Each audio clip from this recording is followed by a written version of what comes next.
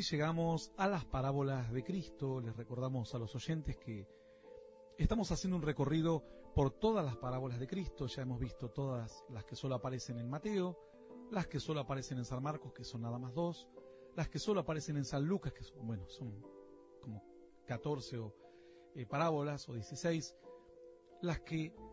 y ahora estamos en las que solo aparecen en Mateo y Lucas. Hemos visto los dos constructores, ya hemos visto la levadura, la oveja perdida de estas 3, y ahora estamos en las que aparecen en Mateo, Marcos y Lucas. Luego de ello solo nos quedan las últimas 3 que aparecen en el Evangelio según San Juan. Es decir, estamos a unas 11 parábolas de terminar todo nuestro recorrido a través de ellas. Esto no es un estudio bíblico, no es una predicación, es una explicación del significado, cuál es la profundidad a que apunta la enseñanza como una estructura de entendimiento. Luego sobre eso lo aplicamos a nuestra vida, a una situación específica, a un estudio bíblico o a una predicación y demás. Esta parábola se encuentra en Mateo 5, 15, 16, en Marcos 4, 21 y en Lucas 8, 16. Nosotros vamos a tomar Mateo 5, versículo 15 y 16. Dice el Señor, vamos a leer desde el versículo 14. Vosotros sois la luz del mundo. Una ciudad asentada sobre un monte no se puede esconder. Ni se enciende una luz y se pone debajo de un almud, sino sobre el candelero, y alumbra a todos los que están en la casa. Así alumbre vuestra luz delante de los hombres, para que vean vuestras buenas obras y glorifiquen a vuestro Padre que está en los cielos. Dice el Señor entonces, comienza diciendo: ustedes son luz, y una ciudad que está en un monte, en un lugar alto, es imposible de esconderla, porque se supone que cuando está hablando de luz está hablando en un entorno de oscuridad.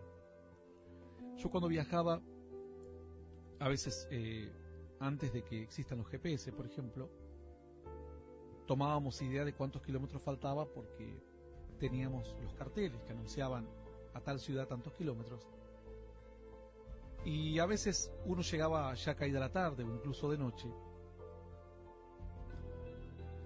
y hay momentos en que no sabes cuán lejos estás, o bien porque perdiste la cuenta de lo que venías haciendo, aunque pusiste el cuenta kilómetros, perdiste la cuenta o te olvidaste de ponerlo.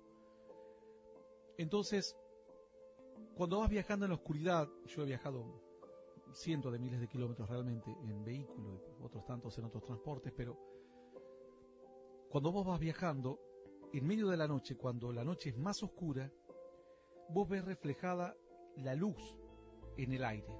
Es algo raro. Yo sé que los camioneros y la gente que ha viajado de noche sabe que esto es algo común, pero para gente que quizás no tiene la costumbre de viajar o vive en lugares donde hay mucho montañas y demás, quizás esto no se puede, este fenómeno o esta situación no se da. Aquí tenemos lugares muy abiertos, tierras muy abiertas, planas, por lo cual cuando vos estás llegando a 40, 30 kilómetros, dependiendo, vas viendo como una claridad, todo oscuro y una claridad, y ahí te das cuenta que estás llegando a la ciudad, aun cuando no tengas noción. Y estamos hablando de ciudades que no están en una montaña. Vos imaginate si esa ciudad estuviese en una cumbre, se vería quizás de 80 o 90 kilómetros de distancia. La luz, la iluminación que se ve reflejada en el aire.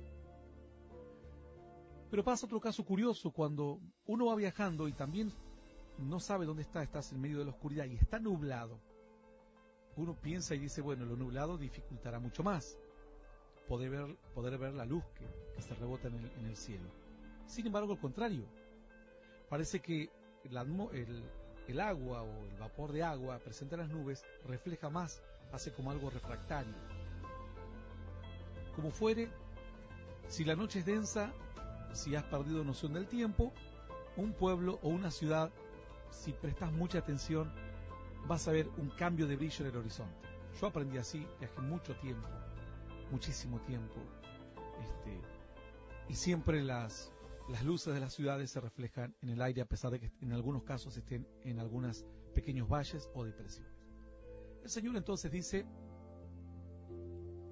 vosotros sois la luz del mundo. Una ciudad asentada sobre un monte no se puede esconder. ¿Por qué? Porque en la noche la gente enciende una luz para comer algo, para cenar, para hablar, y esas pequeñas luces son las que te guían. Son una guía de que hay un pueblo, una población. Incluso para la gente de campo, uno no se da una idea que en medio de una gran oscuridad, una lamparita tenue, yo les hablo incluso cuando era niño, existían todavía los famosos lámparas incandescentes, esos los focos que le llamaban, como la que inventó Edison, digamos, con filamento incandescente. Y claro, a veces en el campo, en las distancias, la luz llega con poca potencia y esos foquitos parecen ya no blancos, parecen color rojo prácticamente. Apenas alumbran. Les hablo en aquellas épocas, ¿no? Cuando todavía no existían estas lámparas nuevas. Pero sin embargo, la gente se guiaba por esa lucecita pequeña y decía: allá se me hace que hay un rancho, vamos a ver si nos pedimos que nos ayude para arreglar la rueda o nos dé agua que el auto calentó el vehículo, o cualquier ayuda que necesitabas. Vos empezabas a mirar en la oscuridad y así cuando veías un pequeño brillo tratabas de dispersar la oscuridad y enfocarte ahí, y claro, a lo lejos se veía una lucecita tenue. Imagínate, si una pequeña luz puede brillar en medio de la oscuridad, ¿cuánto más una ciudad? El Señor dijo: así es, son ustedes. No importa el brillo, porque aquí Dios no habla de brillo. Dios no habla aquí de intensidad. Hay gente que dice: esta es otra lección que hay que aprender en esta historia. Dios en ningún momento dice: ustedes son los que alumbran fuerte. Dios dice: ustedes son luz. Hay momentos que como creyentes estamos en etapas en que nuestra luz apenas es tenue, porque no somos suficientemente espirituales, porque cometemos errores y nos arrepentimos, volvemos a cometer y nos volvemos a arrepentir, volvemos a cometer y vamos a la presencia de Dios y lloramos, volvemos a cometer errores y pensamos que no nacimos para esto, que somos fracasados, desechados por Dios. Entonces, el Señor dice: ustedes son luz. Como fuere, ustedes tienen una palabra para alguien, una guía. Ustedes pueden decirle: mira, yo no soy quizás el mejor ejemplo, pero ahí está la Biblia. Pedile a Dios con tus palabras. Yo cuando estuve mal me ayudó. Obviamente que si la luz es más fuerte es mejor. Durante muchos años, en los primeros siglos, digamos, los hombres encontraron que el mar dejó de ser algo incierto, bravío, que se tragaba a los seres humanos, que podían aparecer bestias que nadie conocía, y se animó a navegarlo y a surcarlo a los mares. Pero contrario a lo que ellos creían, los enemigos más grandes no fueron los monstruos o animales que podían golpearlos, o las tempestades en sí mismas. El hombre aprendió a conocer el clima, a guiarse por las estrellas, etc. Pero después encontró un enemigo aún peor que ello: las costas. Cuando iban a llegar a tierra era el momento más peligroso. ¿Por qué? Porque el hombre tenía que ir tirando sus brasas, era como una soga que iba midiendo los metros para ver cuántos se iban acercando. Pero hay a veces lugares donde hay especie de acantilados y el barco nunca alcanza a distinguir que va acercándose a la costa, porque no es un lugar que se va haciendo en forma de playa. Por lo cual el que iba tirando la brasa decía: vamos bien, estamos a 40 metros de profundidad. No. Si llegamos a la costa debe faltar mucho, y de repente un acantilado, las rocas grandes, y el barco se quedaba totalmente destruido. Así le pasó al apóstol Pablo también. La tormenta los empujó por todas partes, se perdieron, pero dice que luego el problema fue cuando encallaron, golpearon con rocas y la nave se partió. Entonces para esto el hombre dijo: bueno, tenemos que solucionarlo de alguna manera, porque no podemos elegir cuándo nos va a agarrar y cuándo nos vamos a acercar a una ciudad. Ya sabemos que en este puerto se hundieron muchos barcos, por lo cual no vamos a poder venir más a este puerto si no ponen una luz que nos guíe. Y así se crearon los primeros faros. Faros que han sido puestos en lugares donde han ocurrido muchos accidentes. Y aún sin tener luz eléctrica, lo usaban, eran hechos con aceite, con pasta de pez y todos los elementos combustibles que el hombre conocía en la antigüedad, y hacían arder la luz allí en un lugar alto, y los barcos a kilómetros ya sabían que estaban acercándose a las costas, y tenían que empezar a tener cuidado y a estar prevenidos porque podían encontrarse alguna roca, o ya sabían qué tipo de terreno adverso podían tener enfrente. Además, recuerden que hay neblina, bruma en el mar, la misma humedad hace esa niebla, y la luz era, pero, una cuestión de vida o muerte. Bueno, el Señor dice aquí, ustedes son luz para los demás, y la luz para muchos es cuestión de vida o muerte, porque marca la diferencia entre caerse en el pozo, tomar el camino equivocado, o encontrar el camino correcto de Dios. No hablaba el Señor de qué tipo de luz, si una luz LED, una luz incandescente, una luz láser, una luz fluorescente, dicroica, halógena, no importa. Era una luz, era algo que era una pequeña señal. Si vamos al caso, las luces de las estrellas, si bien son poderosísimas, pero están a tanta distancia, que lo que nos llega a nosotros es apenas un pequeño brillo, que en tiempos que hay un poco de nubes o algo, cuesta ver alguna de ellas, parece como que se oculta. Entonces no era el tipo de la potencia de la luz, sino que esté la luz ardiendo. La Biblia compara la luz con la palabra, con la sabiduría. Lámpara es a mis pies tu palabra, es decir, saber cuál es el camino verdadero. Y la Biblia compara la luz con el Espíritu de Dios. Llamas como de fuego se le aparecieron en el Pentecostés a aquellos varones que clamaban a Dios. Dice el Señor entonces, así alumbre vuestra luz, dice, en el verso 15, no se enciende una luz y se pone debajo de un almud. ¿Qué es un almud? Almud sería una caja. Un almud es una medida de aproximadamente 8 a 9 litros. Entonces se armaba una forma de una caja y ahí se usaba para medir granos o lo que fuere, y decía, dame un almud. Lo llenaban, cuando llegaba al tope, toma un almud. Vengo a devolverte el almud de trigo que me prestaste. O te lo cambio por 2 almud de cebada. Llenaban esa medida, toma, aquí están tus 2 almud de cebada. Era como cuando la mujer usa un jarrito para la cocina, que dice tiene que estar hasta tal medida, y esa es su medida. Aquí marca medio litro, aquí marca 500 gramos, y eso lo usa para todo. Bueno, el almud era una medida, se usaba para todo. Pero como era grande, cabían como 8 o 9 litros, era una caja considerable. Entonces el Señor dijo, ¿quién de ustedes enciende una luz y la tapa con una caja? Nadie lo hace, porque la luz ya no tiene más sentido. La luz tiene que viajar en la oscuridad y llegar a ser referencia para otros. Si nosotros escondemos nuestra luz, nuestra sabiduría, lo poco, lo mucho que sepamos, no podemos ser guía a nadie. La gente hoy está en depresión, en tristeza, en soledad, y no podemos darles una guía. Entonces el Señor dijo, así alumbre vuestra luz.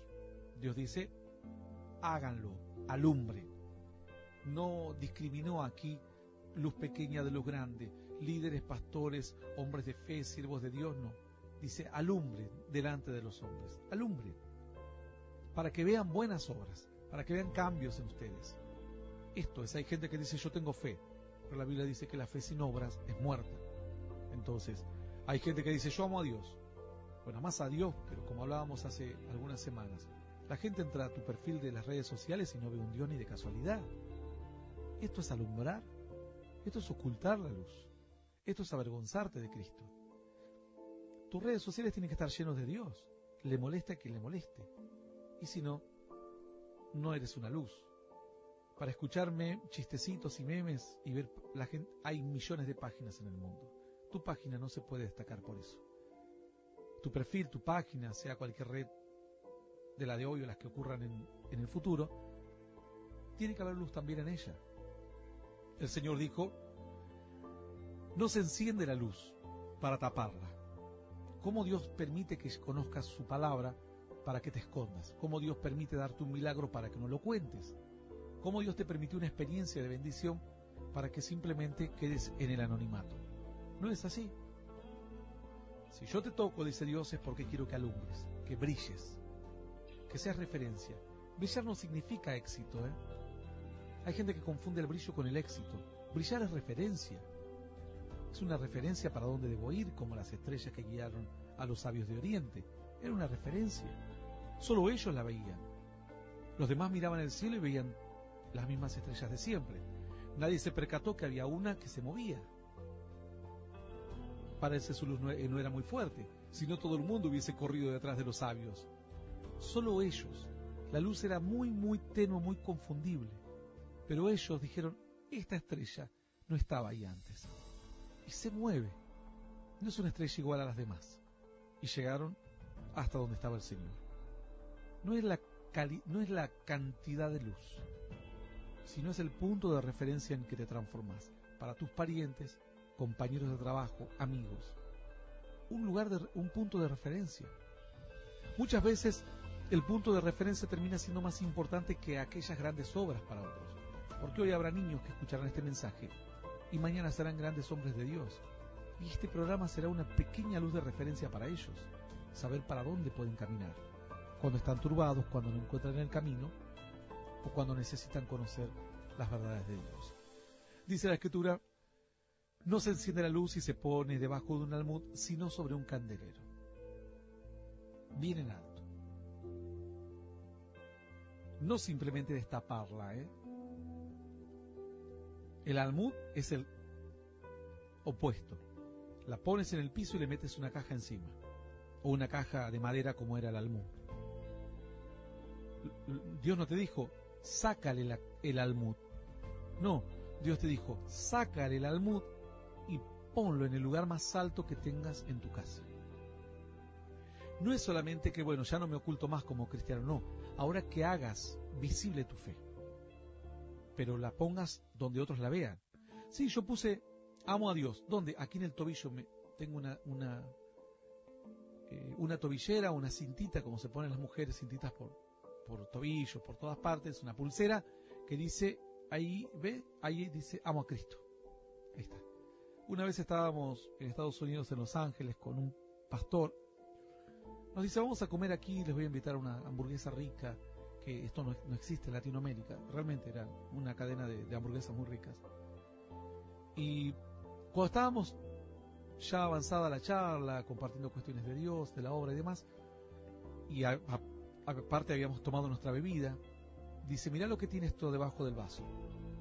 Levantamos el vaso y tenía JN 3:16. Claro, era Juan 3:16. Ahora yo digo, bueno, está muy buena la idea, pero es muy poco probable que a alguien se le ocurra ahí dar vuelta el vaso y mirar que ahí abajo dice Juan 3:16. Obviamente, entre que alguien no lo haga y que lo haga, buenísimo. Pero las chances de que se vea esto son muy, pero muy remotas. Sin embargo, para los cristianos era una quizás satisfacción de saber de que ese lugar donde iban a comer hamburguesas creía en Dios. Dice Dios: no le saques solamente la caja a tu luz. Busca de ponerlo bien en alto, que todos lo vean, que todos sepan. Si no todos saben que vos crees en Dios, algo está mal. Algo está mal. Porque dijo el Señor: ni se enciende una luz y se pone debajo de un almud, sino sobre el candelero. Es decir, todos lo tienen que ver. Y alumbra a todos los que están en casa. Todos los que te rodean, no hay manera de darse cuenta que se ha encendido una luz. Además que la luz te llega, la luz son fotones que viajan. La luz te llega, te toca. Y luego dice la Escritura, así alumbre vuestra luz delante de los hombres, para que vean vuestras buenas obras y glorifiquen a vuestro Padre que está en los cielos. Dijo el Señor, si quieren que les aclare, les aclaro aún más. La luz que tiene que alumbrar en ustedes es que tienen que hacer buenas obras, pero no buenas obras como quien hace cosas buenas, buenas obras de Dios. Porque si yo, por ejemplo, ¿qué diferencia hay entre una buena obra que hace una persona que tiene creencia en Buda, en Alá, una persona que cree en el espiritismo, un brujo? Todos pueden hacer buenas obras. Un deportista puede hacer buenas obras. Pero aquí dice, no, para que vean vuestras buenas obras y glorifiquen al Padre que está en los cielos, para que sepan de dónde viene la ayuda. ¿Cómo es esa obra? Gracias a quién es esa obra. Puede ser una obra de bien para otros, o puede ser una obra de bien para mi propia vida, dejar las drogas, el alcohol, bendecir a mi familia, tener un buen trabajo, ser una persona honrada, y que ellos sepan, le va bien, pero no sé, va a la iglesia, no sé qué hace, pero sí, es un cristiano, no sé, pero desde que va a la iglesia, su vida cambió. Entonces dice, y glorifiquen a vuestro Padre que está en los cielos. Tus obras, lo que haces, tiene que terminar llevando a la gente a decir, qué bondadoso que son ustedes, ¿no? No, qué bueno que es Dios, gracias a Dios. Eso es lo que tiene que terminar de decir la gente cuando vea tu obra. Dejé el alcohol, gracias a Dios. Me compré esta casa, gracias a Dios. Dios me ayudó con mis estudios, me he recibido, gracias a Dios. Para que la gente diga, mira vos, bueno, parece que Dios existe, parece que Dios es real, parece que Dios es grande. La gente, dice la Escritura, tiene que glorificar a tu Padre que está en los cielos, a nuestro Padre, por supuesto. Hasta aquí nuestra parábola del día de hoy.